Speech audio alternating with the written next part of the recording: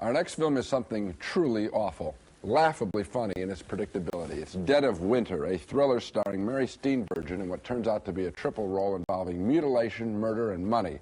And believe me, those three M's make the movie sound a whole lot more exciting than it really is. Steenburgen, normally a wonderful actress in good pictures, plays an actress here looking for work. She stumbles onto an alleged casting director who takes her to his producer's house for a screen test. Roddy McDowell is the producer's assistant, and he tries to make Steenburgen feel at home in his own creepy way. I just wanted to say, I think Dr. Lewis likes you. Well, thanks. But he doesn't like everyone, you know. He doesn't. Good gracious me, no. Now everybody knows, when you see Roddy McDowell in a thriller, clear out, he's up to no good. But Steenburgen takes a while to catch on, and she calls her boyfriend, but get this, she does not know her exact location.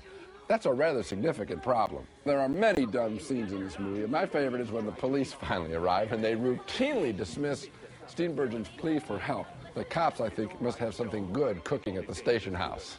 Last night she got hold of a steak knife and cut off her own finger. No. See? No, Don't. they did this to me. Don't. Let go of me. It took us They all did this morning to to me. suture the wound. They Didn't did it, this. Julie? Don't call me that. Do you My want name to see is her papers? Katie. Tom, do you want to see her papers? Here.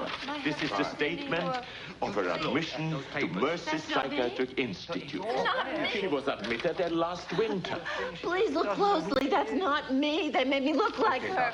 I love the way the cops just cursorily look at that report, you know. I mean, there's a woman with a missing finger. If I were a cop, I'd look at the finger.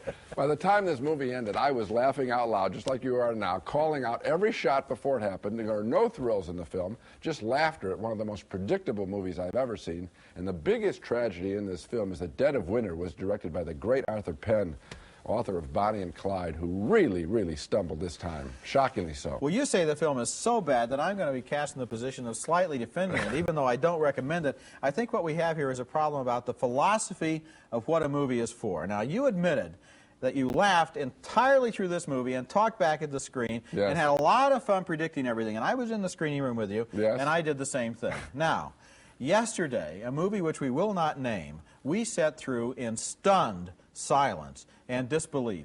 It was at the point where we'd had a portable radio. We would have been listening to music, you know, with a Sony or something.